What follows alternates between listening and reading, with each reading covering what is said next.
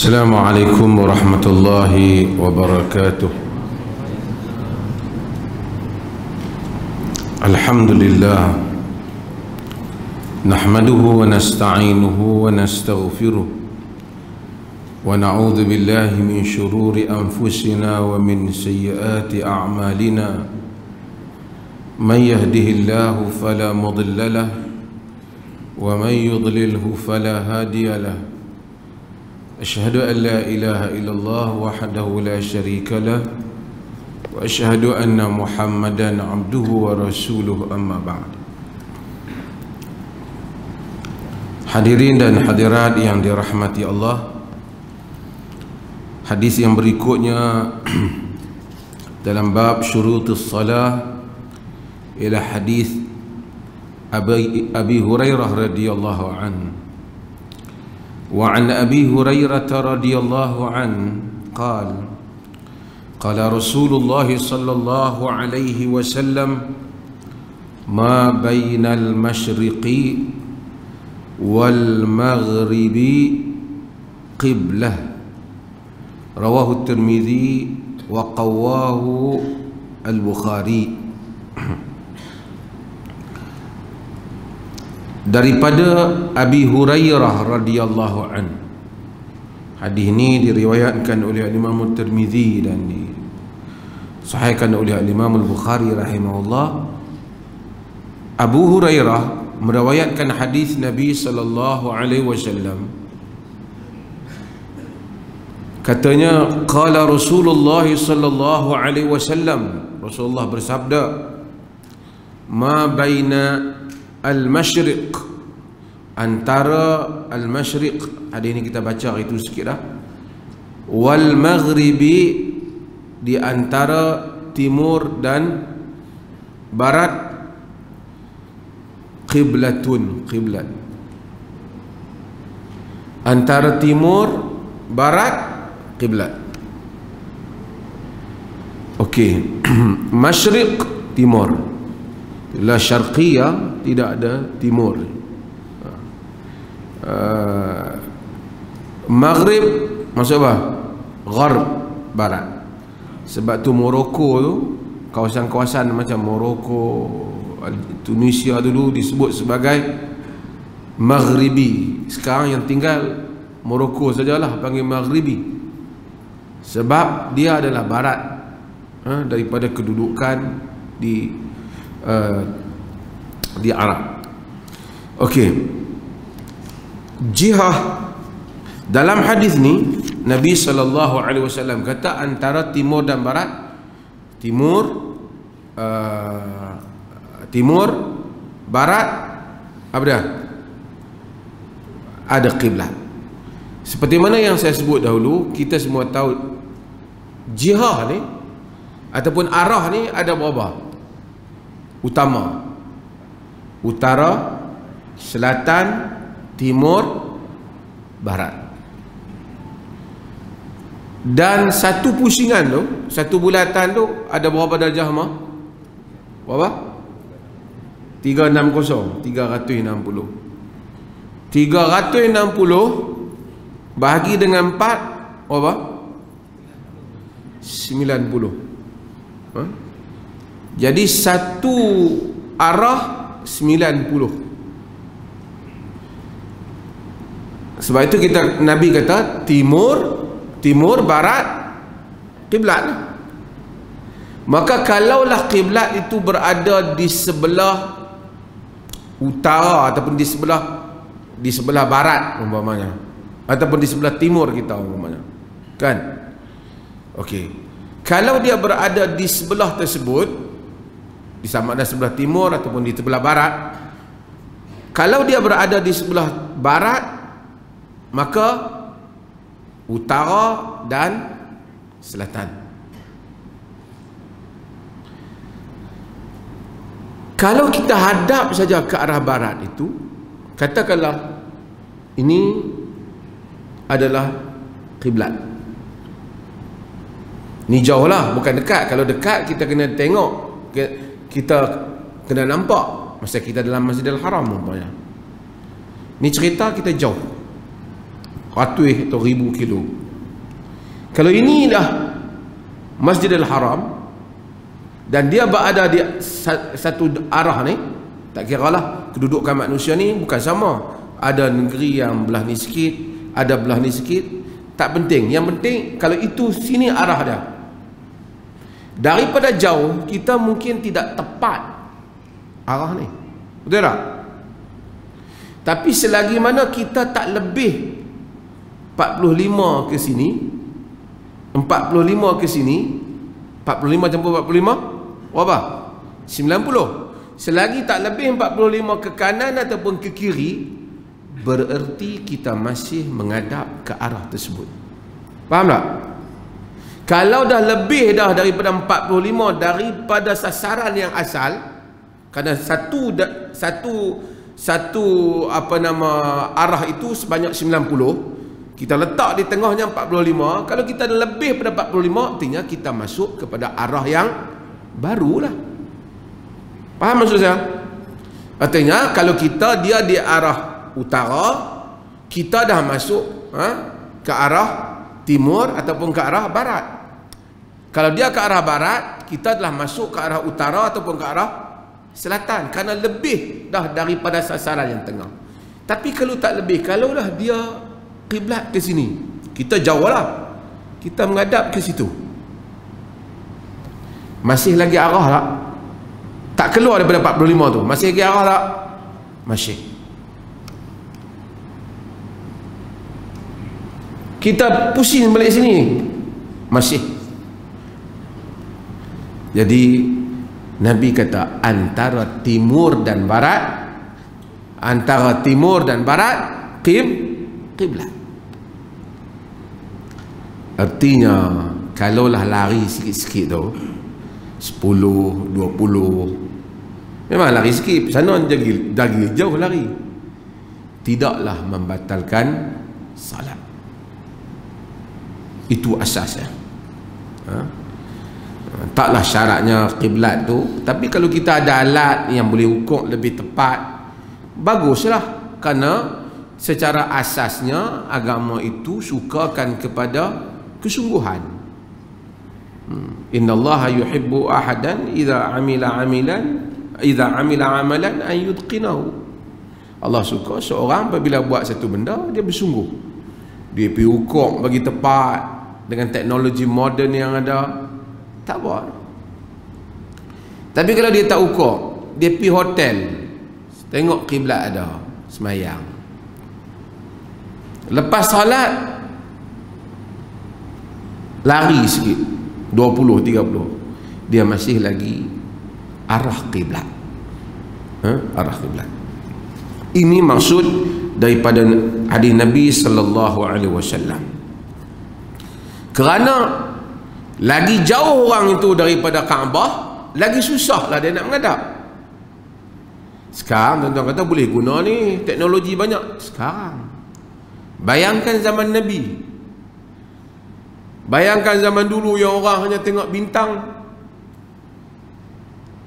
Tuan-tuan dulu dia kan tahu, dia kata nak pergi ke arah matahari jatuh, kan? Tu je bahasa dia, kerana tu je arah dia yang dia tahu.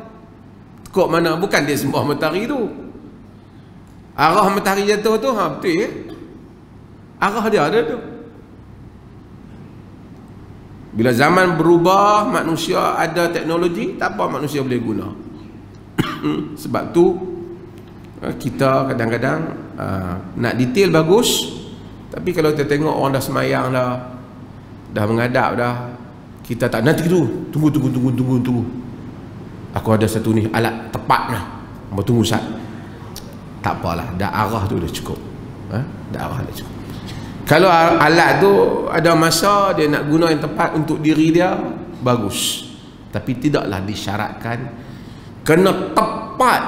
Setengah orang dia andai, dia nak jual alat dia tu, dia kata kalau kita lari sikit je, kita tarik sampai hujung sana, dah tak kena Kaabah dah. Pakcik ni ketak 40 tahun dah sembahyang, pakai tak sah dah aku, dia tak. Dia tidaklah seperti itu. Dia kadang-kadang soal detail ni.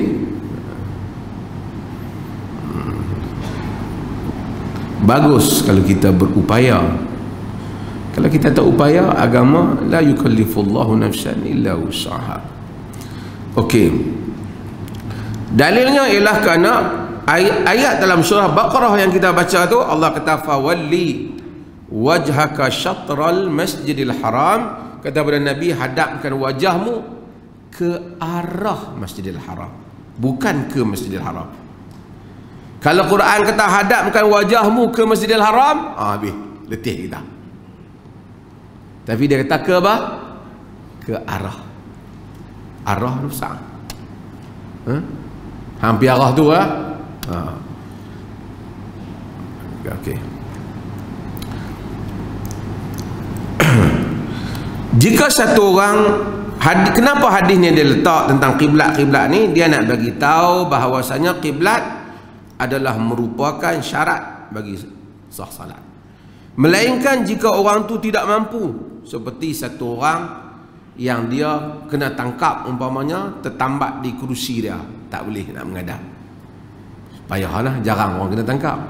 Mudah contoh, duduk di hospital, sakit di rumah, nak pusing katil tak boleh lah. Dah katil hospital duduk macam tu. Nak semayang, kalau nak semayang kena doktor nak ubah katil, kacau katil orang lain pula. Maka dia sembahyanglah ke arah mana pun dia menghadap. Sebab dia tak berupaya. Yang penting dia salat. Jangan dia ada kesan jangan dia bagi alasan tak sembahyang ke.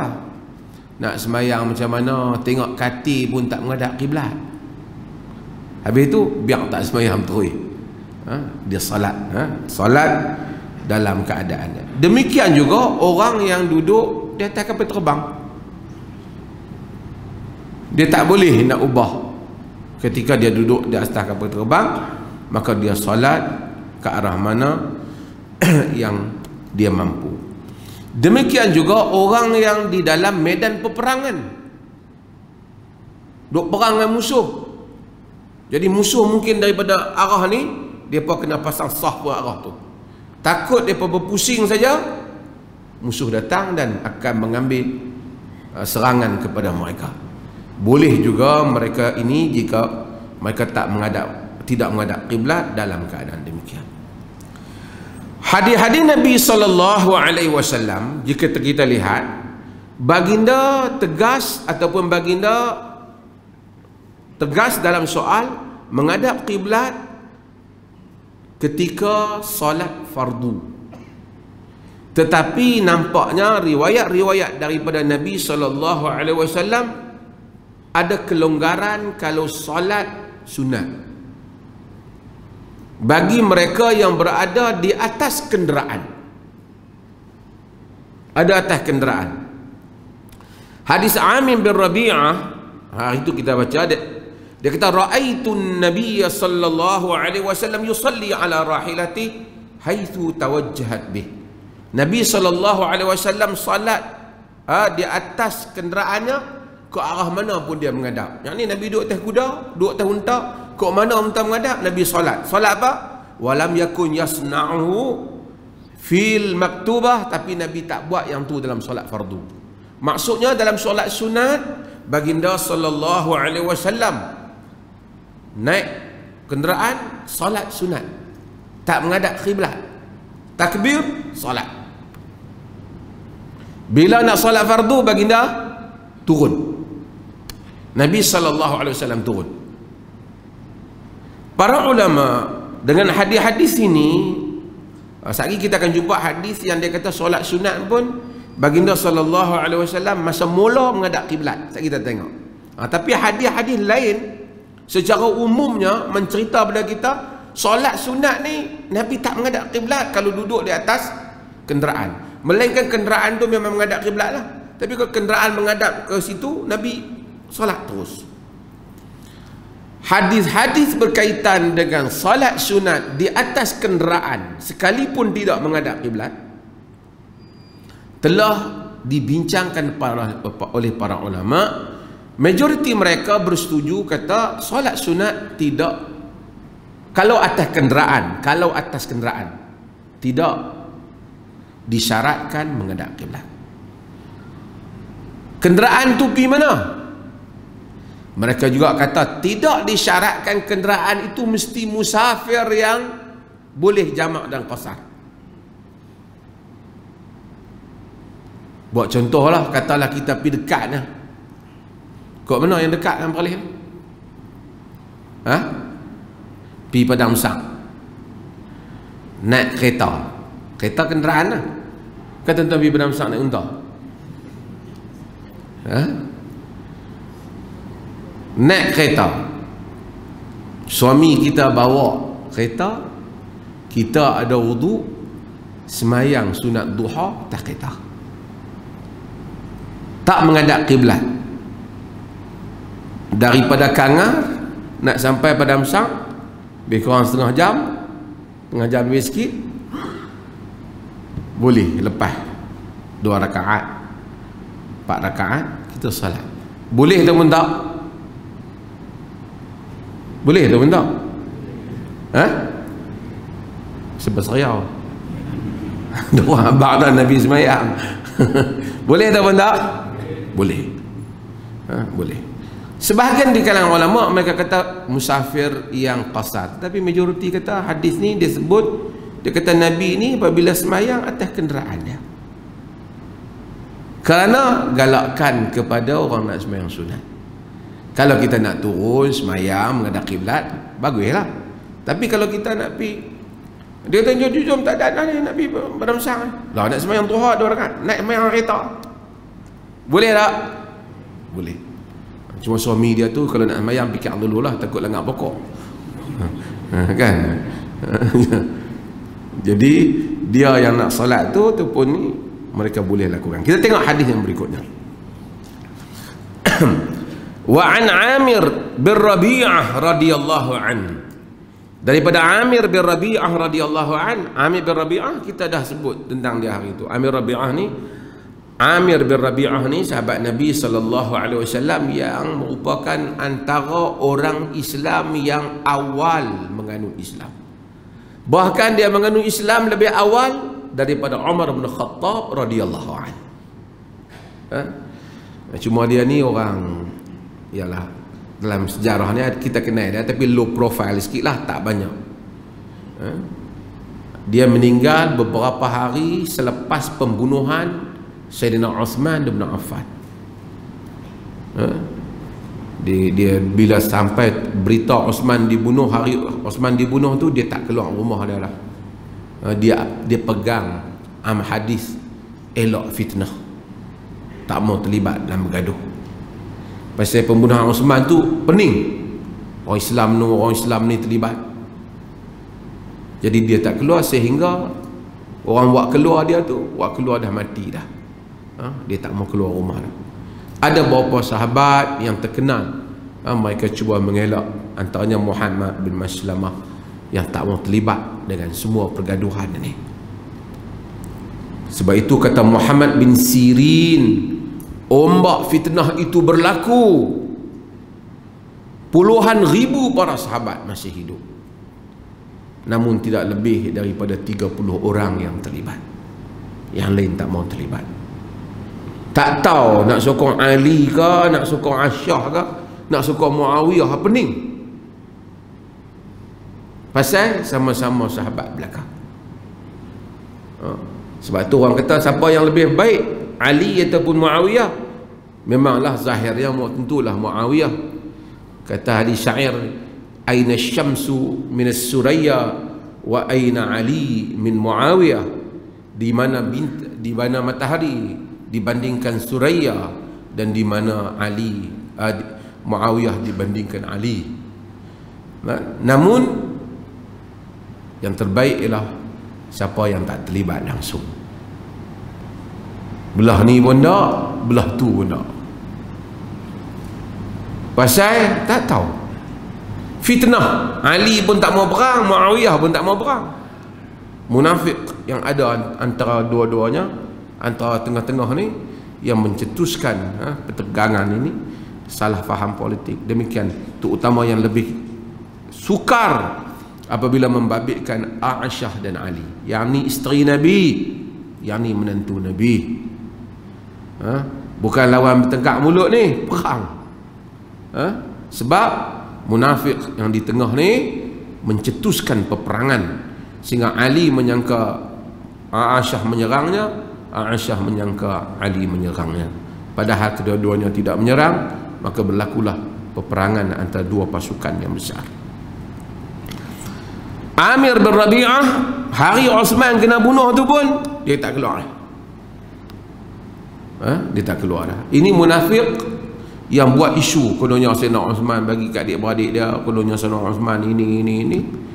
Dia main kepung rumah Sayyidina Osman. Bila kepung rumah Sayyidina Osman bin Affan, sahabat-sahabat nak bela dia. Abu Hurairah, Ali hantar Hasan dan Husain, sahabat pergi. Osman dia kata, siapa yang melihat wajib taat kepada aku, balik duduk di rumahnya. Jadi sahabat semua salah. Dia khalifah, nak pertahan dia guna kuasa uli amri, suruh kita balik. Bila mereka balik, geng pemberontak Abdullah bin Sabah, Syiah sana lah seorang Sabah ni, Abdullah bin Sabah and the gang ni, mereka lah yang telah masuk menceroboh rumah Osman dan membunuh khalifah Nabi sallallahu alaihi wasallam. Darah yang ada di mushaf Osman tu masih, dia tengah baca Al-Quran tu, mereka hentam Osman dengan pedang, darah tumpah di atas mushaf. Mushaf dia tu Uzbekistan simpan, ada di Tashkent.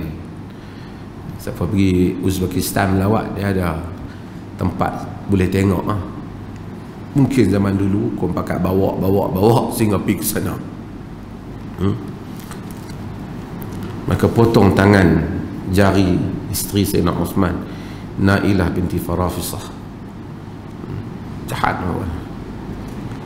Okey.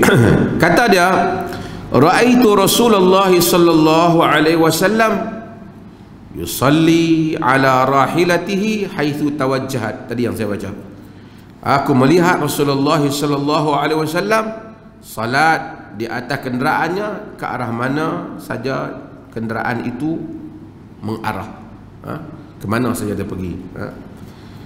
Muttafaqun alaih, riwayat ini Bukhari dan Muslim. Wazada Al-Bukhari, Imam Bukhari tambah dalam riwayatnya, bukan dia tambah, dalam riwayat Bukhari ada tambahan, wa yu'mi'u bi ra'sihi wa lam yakun yasna'uhu fil maktubah, dan dia akan mengisyaratkan dengan kepalanya. Maksudnya apa? Bila rokok syarat dengan kepala, bila sujud syarat dengan kepala, di mana rokok sujud lebih rendah daripada rokok. Hadis inilah yang kita ambil juga bagi orang yang semayang yang tak mampu rokok dan sujud. Kerana dia duduk atas kenderaan, dia tak mampu, dia bagi syarat. Wa yu'mi'u bi ra'sihi, dia syaratkan dengan kepalanya. Dan terjemahan Indonesia tu dia kata apa? Dia kata apa? Tak ada terjemahan tu Indonesia. Dia tulis apa Indonesia? Syarat juga. Oh, macam bahasa kita. Kan? Ima, sebab dia Arab sebut ima, kan? Wa yu'mi'u bi ra'sihi, dia syaratkan dengan kepalanya. Walam yakun yasna'uhu fil maktubah, dan itu dia tak buat di dalam solat fardu. Solat fardu artinya baginda sallallahu alaihi wasallam turun untuk solat, tak solat atas kenderaan. Wa kana idza safara fa arada an yatatawwa istaqbala binaqatihi al-qiblata fakabbara thumma shalla haitsu kana wajhu rikabihi. Cuma ni ada riwayat dalam Abu Dawud ni, dia ada tambah, yang dia saja tambah, yang lain tak ada. Jadi Ibn Hajar buat masuk tambahan ni, dia kata wa kana yakni adalah Rasulullah sallallahu alaihi wasallam idza safara fa arada an yatatawwa. Nabi itu apabila musafir dan baginda ingin tatawwu', yakni sembahyang sunat, istaqbala binaqatihi alqiblata. Baginda akan menghadapkan unta baginda ke arah kiblat. Thumma shalla, kemudian baginda akan fakabbara, kemudian baginda akan takbir, yakni unta tu menghadap ke arah kiblat, kemudian baginda takbir Allahu akbar. Thumma shalla, kemudian baginda bersalat haitsu kana wajhu rikabihi, ke arah mana pun unta tu pergi. Maksudnya masa awal menghadap kiblat. Tetapi riwayat Abu Dawud ini satu ni saja. Yang lain tak pernah kata bila nak mula menghadap kiblat. Maka dengan itu di kalangan para ulama ada yang menyatakan bahawasanya masa nak mula menghadap kiblat. Yang lain di kalangan mereka, kebanyakan mereka kata tak balik, kalau sembahyang sunat tak perlu mula menghadap kiblat pun. Macam mana hadis-hadis yang lain, seseorang itu boleh bersolat dengan solat sunat. Ketika dia sujud, hendaklah lebih rendah daripada ketika dia rokok. Jadi kalau kita sembahyang atas kereta ataupun kita sembahyang atas apa? Dalam bas, atas kereta api, atas kapal terbang, kalau kita rokok macam tu, kalau kita mampu, kita sujud lagi rendah daripada itu. Tengoklah keadaan kita duduk penumpang, kita duduk kelas berapa lah, kan?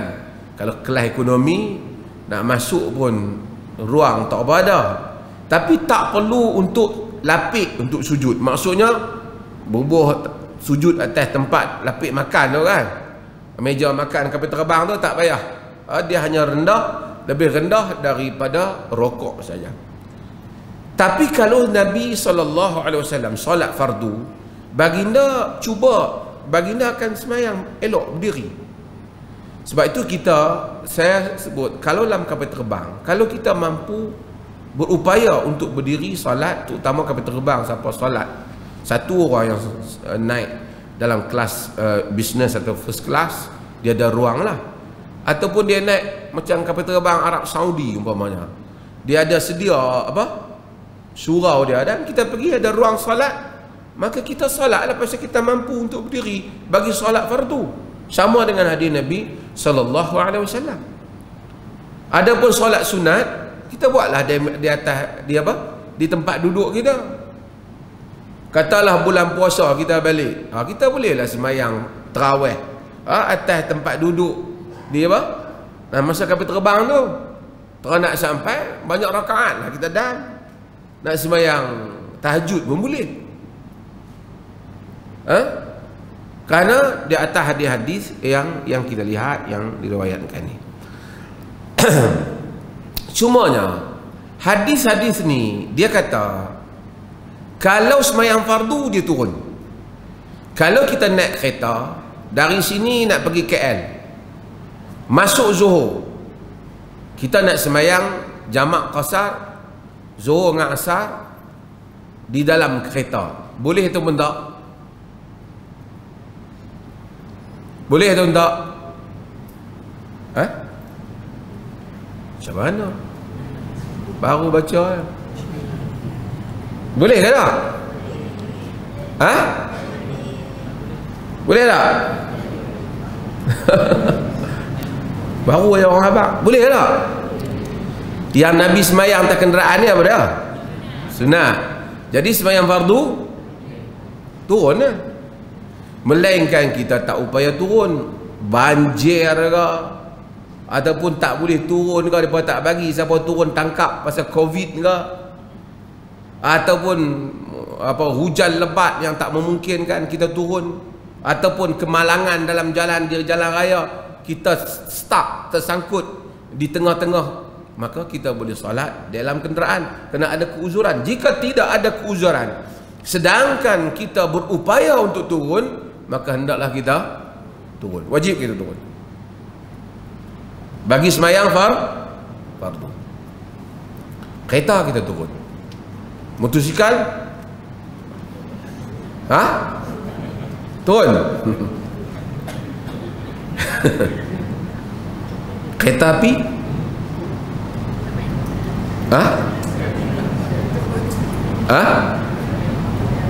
Kereta api ni sama macam unta ke? Sama macam kapal? Wahai para fuqaha, sila jawab. Ha? Nak kiaskan dia dengan unta ke? Nak kiaskan dia dengan kapal? Pasal unta duduk atas tu je, kan? Kereta api. Sebab itu para fuqaha nak tengok ni benda apa ni? Kenderaan, pasal zaman Nabi tak ada kereta api. Kenderaan dia unta, kuda. Yang kenderaan yang besar sikit pun ialah apa? Kapal lah. Solat tak kapal ada. Jadi nak kiaskan apa? Kalau kereta api yang lebih dekat ialah apa? Kapal lah. Kapal terbang? Unta ke kapal? Kapal. Apa lagi? Bas? Ha? Ha? Bas boleh turun dah. Kalau bas tu berhenti, kita mestilah turun solat di surau ataupun di tempat mana-mana, tempat yang boleh kita solat secara sempurna. Kalau bas tak berhenti, kita habaq driver berhenti saat nak solat, tak boleh dah. Takkan kita nak pergi tolak kepala dia, tekan brake tu suruh berhenti.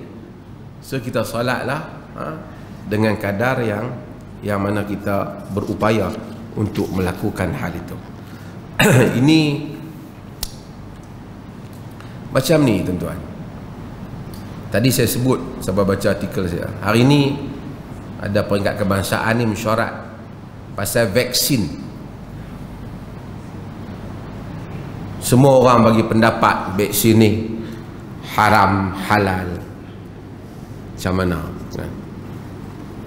Yang pertamanya ialah ini ialah perkara yang mendukakan kita dan memalukan kita orang Islam, yang kita mampu dalam banyak keadaan komplain produk orang. Patutnya kita tak komplain, kita yang will it, kita yang buat. Ada orang Islam cuba buat, tapi tidak semampu negara-negara besar yang mendahului industri perubatan ini. Vaksin ke apa saja yang ada, mereka mendahuluinya. Lalu mereka buat. Bila mereka buat, mereka akan buat mengikut apa yang mereka buat lah, apa yang mereka mahu lah. Itu satu. Kalau kita buat, mungkin kita akan ikut resipi kita dan cara kita. Tapi oleh kerana kita sentiasa menjadi pengguna, kita tidak menjadi pengeluar, demikianlah nasib kita. Demikianlah nasib kita.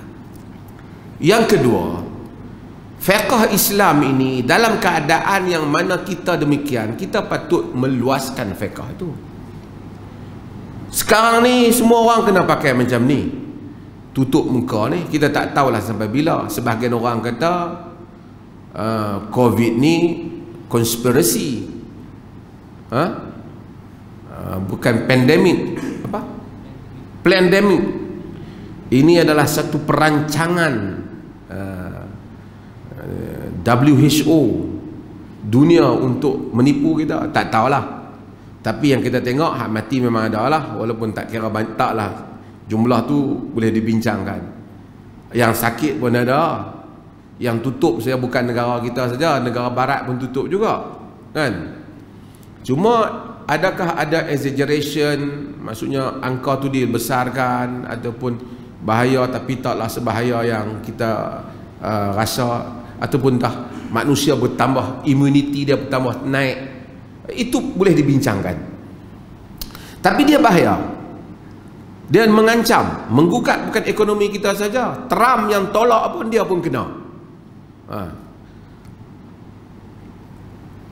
Bila datang vaksin, orang timbul, vaksin ni halal ke haram? Sebab apa? Sebab nak tahu bahan dia. Pertama kita kena tahu vaksin ni bukan dia nak makan. Dia adalah bahan yang nak guna, ialah nak diguna di tubuh kita. Dan untuk buat vaksin ni, apa-apa saja vaksin, dia memerlukan satu proses yang mengubah satu bahan ke tahap demi tahap, tahap demi tahap, yang dia namakan dengan dalam biasa kita sebut sebagai pengubahan kimia ataupun chemical transformation. Dia berubah daripada satu peringkat ke satu peringkat. Di dalam agama kita ada bab berhubung dengan bahan-bahan yang berubah daripada satu peringkat ke satu peringkat.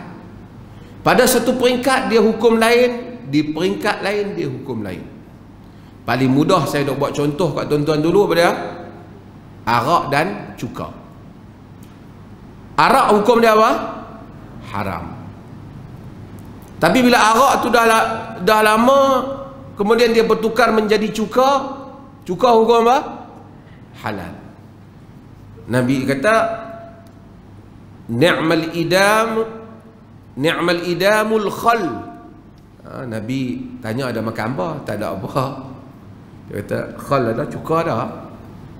Nabi makan. Dia kata, sebaik-baik hidangan cuka. Bukanlah maksudnya Nabi kata yang ni ada, yang ni maksudnya Nabi makan cuka. Tak ada lah kata oleh kerana cuka ni hari tu dia jadi arak, sekarang dia cuka, aku tak mau kerana asal dia hari tu arak. Tak, dia sudah berubah sifatnya. Antara benda yang berubah sifat yang ada dalam hadis lagi apa dia? Misk. Apa dia? Kasturi. Kasturi tu daripada apa? Ambil daripada mana? Kijang. Asalnya daripada darah kijang. Lama dok bergantung kijang tu, dia bertukar, lama-lama jadi wangi. Dia ambil buat kasturi. Darah asalnya najis, tapi dah berubah jadi kasturi, boleh digunakan. Nabi kata atyabut tib, sebaik-baik haruman.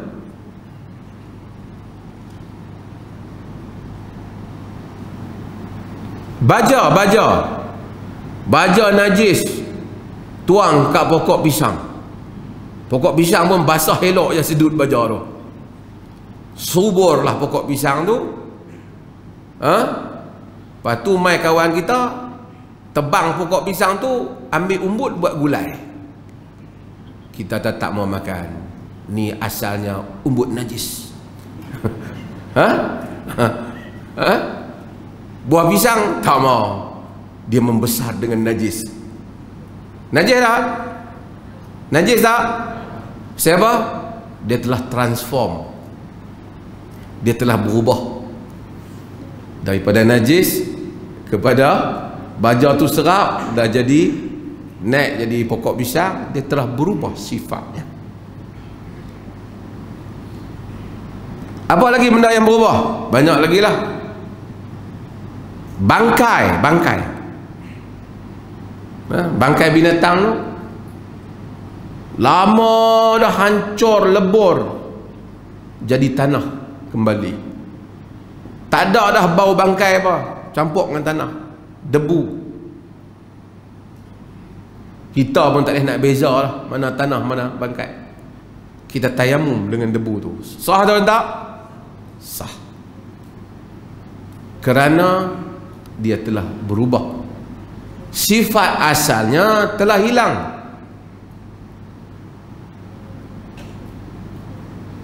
Sama lah kalau nak kira ni air najis ni banyak ni, dia naik wak ke atas, jadi apa? Jadi awan, jadi hujan. Lepas tu timpa kita kata habislah baju ku kena najis, sebab aku pergi kawasan tu banyak loji najis. Najis tak? Dah. Dia dah berubah.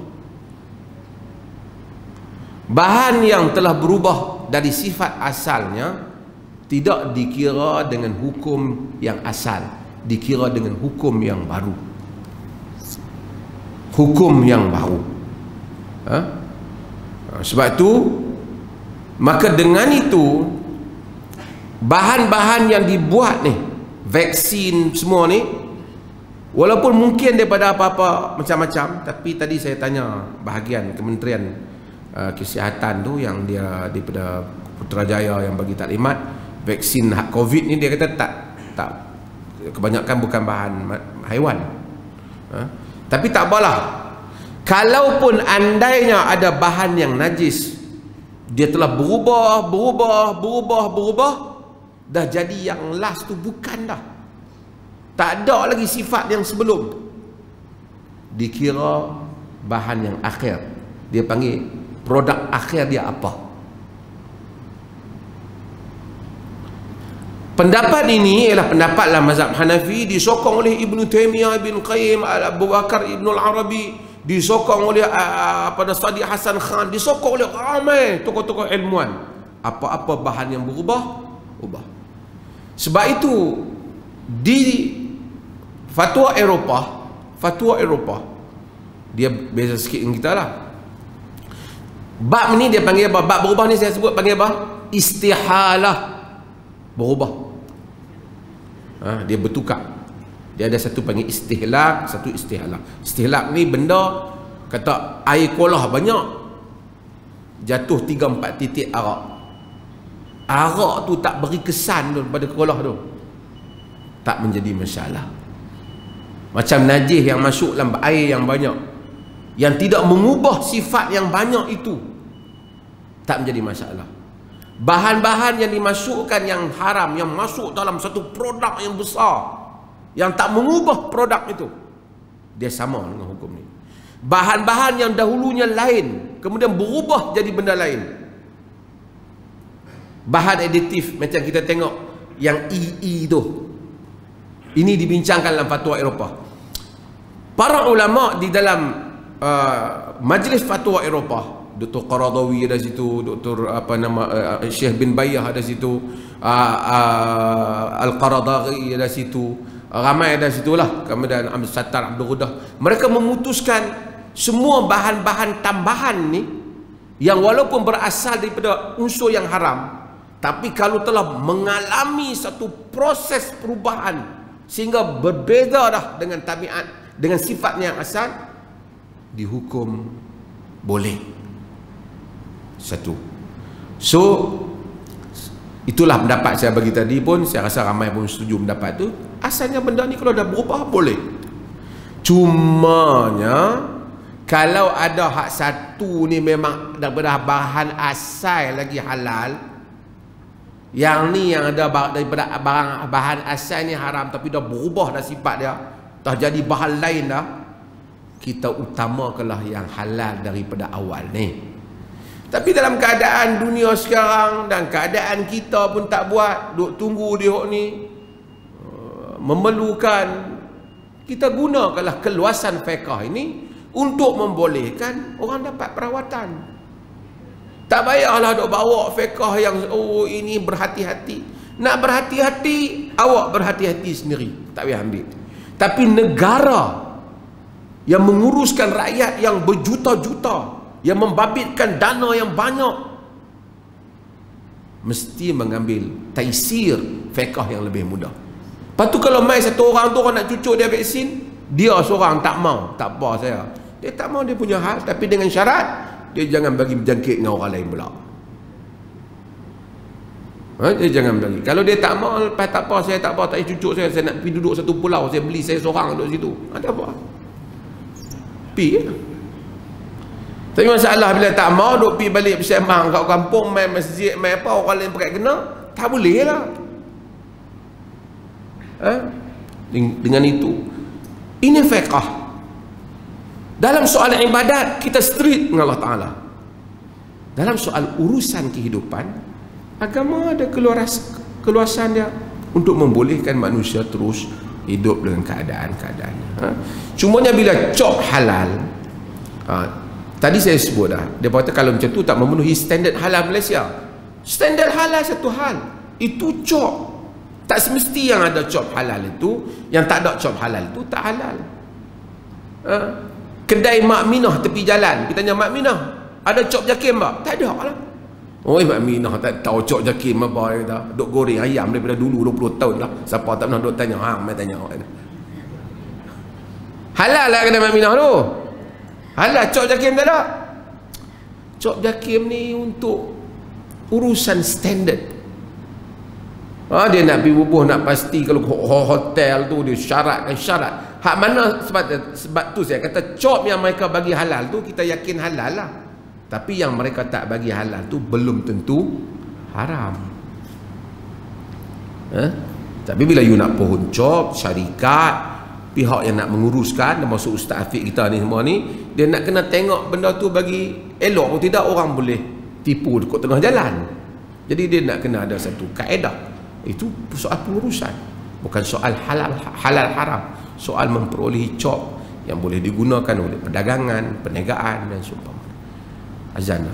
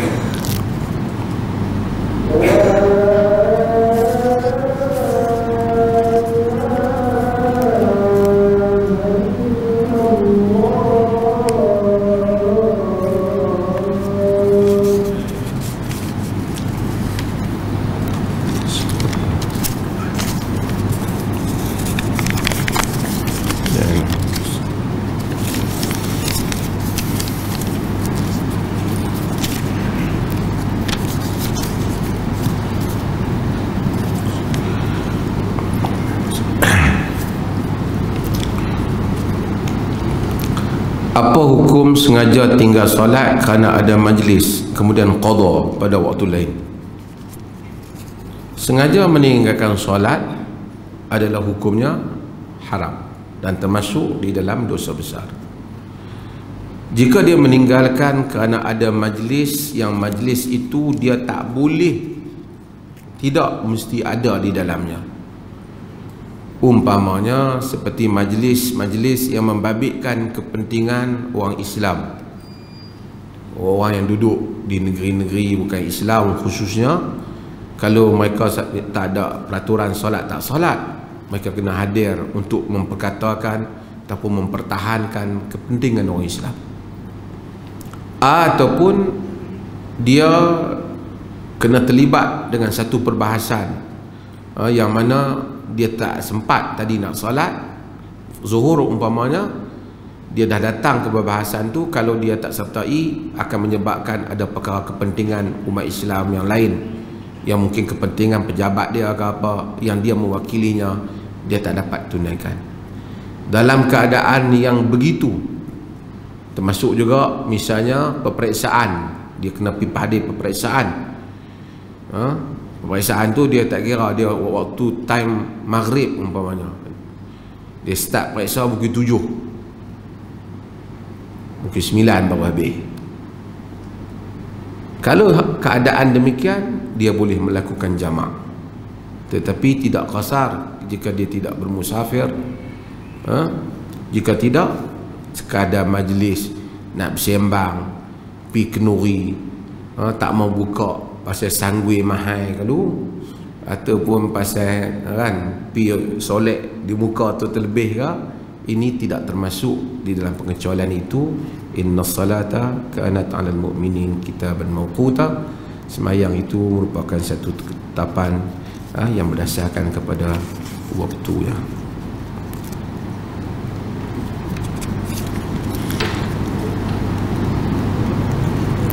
Adakah tanda kiamat Saudi tanam pokok?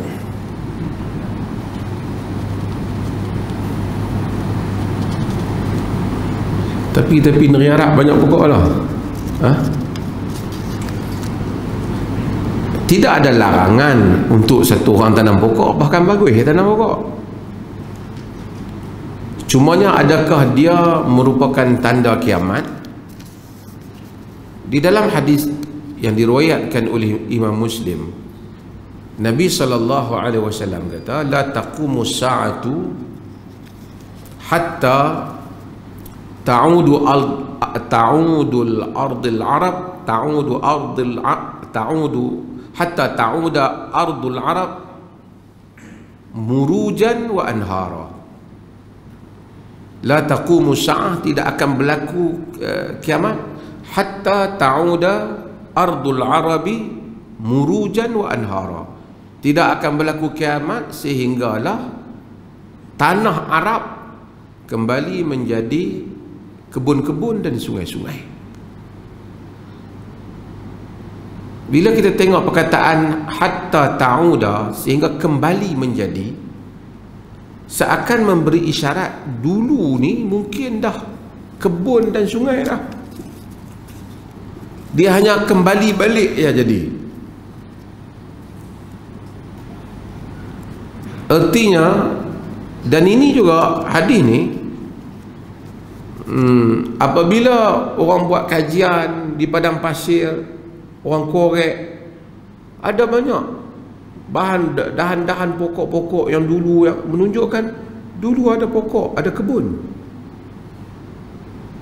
Nabi SAW riwayat Muslim itu dia hatta ta'uda ardul arabi murujan wa anhara, hatta kembali menjadi. Okay. Saya dengar selalu bagi salam kat kawan saya sebut nama, dia kata ini adalah dilarang oleh Nabi. Bagi salam sebut nama. Dia di dalam hadis Nabi SAW, dalam Musnad Imam Ahmad, Nabi tak larang, tapi Nabi kata ni pun tanda kiamat juga. Antara tanda kiamat itu min asyratis sa'ah, antara tanda kiamat itu an yusallima ar-rajulu ala rajulin taslima al-khas, ataupun an yusallima ar-rajulu ala rajulin dalam sebagian lil ma'rifah. Dalam riwayat Imam Ahmad lain dia kata antara tanda kiamat itu, antara tanda kiamat, inna baina yaday sa'ah taslimal khassah. Di antara tanda kiamat tu, nak mari kiamatnya, berlakunya salam yang khas. Salam khas ni maksudnya dia bagi salam ramai-ramai ni, kita tak bagi salam kat orang lain, kita bagi kat dia tu je. Khas lah. Dalam riwayat Imam Ahmad yang lain juga, kedua-dua riwayat ni boleh dikategorikan sebagai hasan lah. Dia kata an yusallima rajulu ala rajuli lil ma'rifah. Dia bagi salam kerana dia kenal. Kita jumpa, Assalamualaikum Hasan, ramai lagi duduk ada, dia tak bagi salam, dia bagi dekat orang tu. Dia bagi salam hak orang yang dia kenal lah. Tapi itu yang kita faham, itu yang sahabat faham. Kita tak tahu kok ada makna yang lain, kita tak tahu. Tapi dari segi zahir hadisnya macam itulah maksud dia. Kemungkinan maksud Nabi salam khas ni, maksudnya orang lepas pada ni, orang tak ada ramai orang hanya bagi salam pada orang besar saja, tak bagi salam pada orang lain, kita tak tahu. Tapi hadis Nabi sebut macam tu. Pasal benda tu tak mari lagi, ataupun mari dah. Salam satu Malaysia ni masuk ke tak, saya tak tahu. Tak tahulah kan, tu dia satu Malaysia. Esok ramai, orang bagi ramai-ramai salam satu Kangar, kacau kan. Salam ni Nabi kita taslim al-khasah, salam yang khas, khusus. Sebab tu bila kita masuk ramai-ramai dalam masjid, Assalamualaikum Tuan Imam, tak usah begitu Imam, Assalamualaikum, semualah. Bukan hanya diberi kepada orang tertentu sahaja.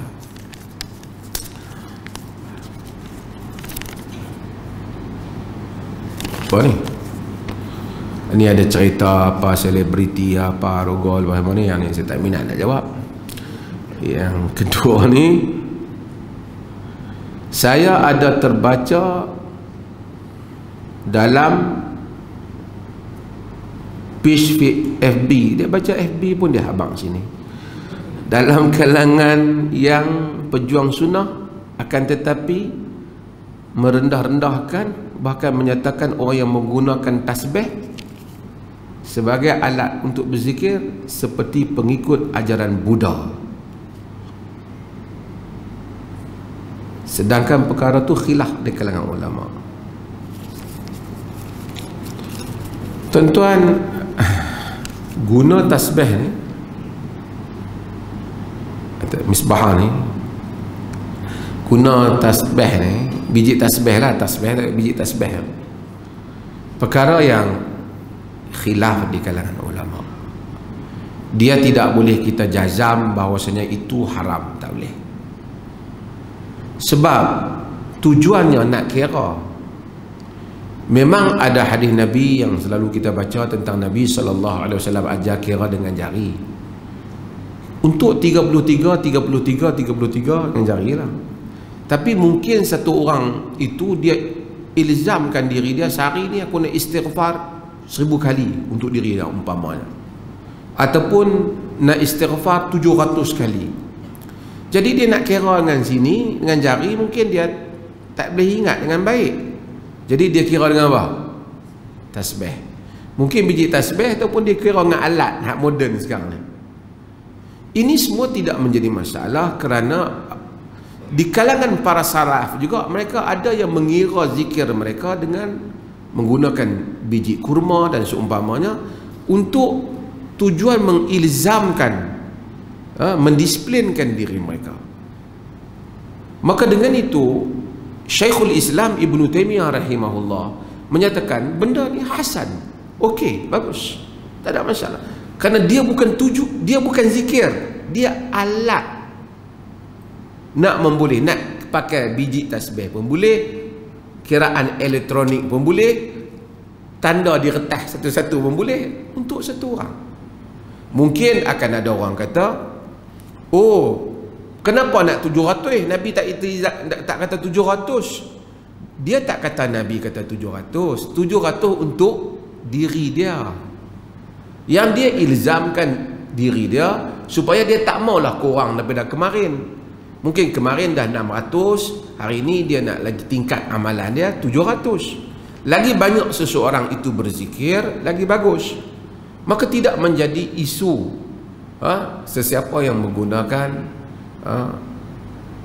bidik tasbih ni. Walaupun ada sebahagian penulisan, sebahagian masyaikh yang tulis kaitkan dengan Buddha dan seumpamanya, saya tahu, saya membaca tulisan mereka itu juga, tetapi saya melihat ini wasail, hanyalah cara saja, cara saja, tidak menjadi masalah kalau orang, melainkan dia gunakan nak tunjuk ke orang sambil jalan, subhanallah, subhanallah, kata dia wali ke apa, itu ditunda untuk riak. Itu bab riak. Adapun bab untuk dia kira diri dia sendiri, itu tidak, pada zahirnya tidak menjadi masalah dalam hal-hal yang seperti itu. Wallahu a'lam. Tak apa tuan-tuan, orang guna, melainkan dia kata guna tasbih ni, biji tasbih ni, dia ada satu fadilat yang lain. Kelebihan fadilat guna biji tasbih, itu lain. Selagi dia kata ini sekadar untuk membantu mengira, dia macam alat kira-kira. Banyak lagi soalan ni, kita jawab mai ke depan boleh?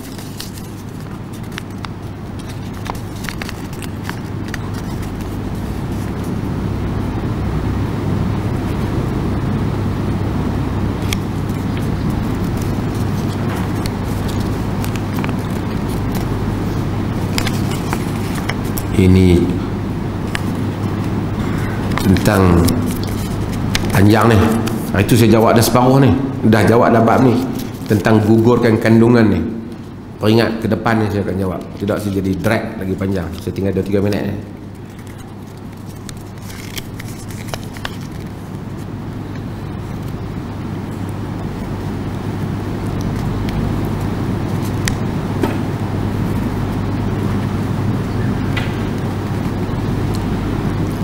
Kawan Tamil saya tanya, kalau mereka mati pun kena soal kubur juga ke? Saya jawab, ada lakut, tapi hampa kena lagi teruk. Ada.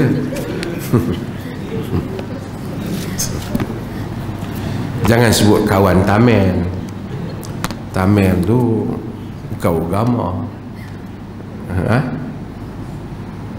Tamil tu masa dia. Siapa pun kena soal azab kubur. Yang kena ialah soal yang membezakan ialah agama.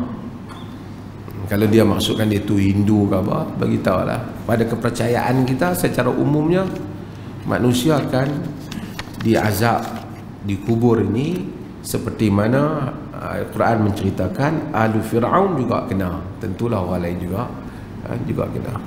Wallahu a'lam. Saya tak balik rumah gini, tuan-tuan nak bawa balik lah. Saya jawab. Okey, ada makluman. Ni ada soalan yang lebih penting lagi. Kepada yang duduk dalam masjid kita ni, sama yang ada dan juga yang menuntun, kita Masjid Alwi ni, orang utara kata macam kadang-kadang macam command sikit lah dia punya sound system ni. Kan macam mana tuan? Jadi kita nak elokkan sistem pembasah suara masjid ni. Setakat ni tak ada lagi orang bagi free, jadi dia nak kena beli.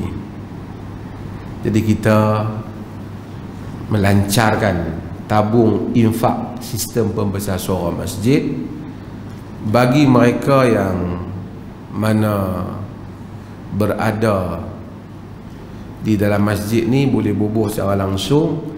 Yang tak ada ni sagi pihak ni tolong pusing sikit Pak ya, bagi nampak nombor bank tu, nombor akaun tu. Jadi kita boleh masukkan, mudah-mudahan setiap orang yang azan, setiap orang yang kuliah sampai ke telinga orang yang mendengar, mempunyai ganjaran pahala kepada setiap orang yang membelanjakan untuk sistem pembesar suara masjid ni. Tuan-tuan, insya-Allah lah. Lepas solat tuan-tuan bubuh. Lepas solat nanti kita bubuh. Kedua, ya, makluman kekosongan jawatan. Oh ni musim Covid pun ada jawatan kosong. Pengawal keselamatan Masjid Alwi. Siapa yang berminat boleh berhubung dengan setiausaha masjid Pak Ya kita ni untuk dapat maklumat. Dan insya-Allah kita sambung lagi kuliah kita pada siri yang akan datang. Wa sallallahu ala nabiyyina Muhammad walhamdulillahi rabbil alamin.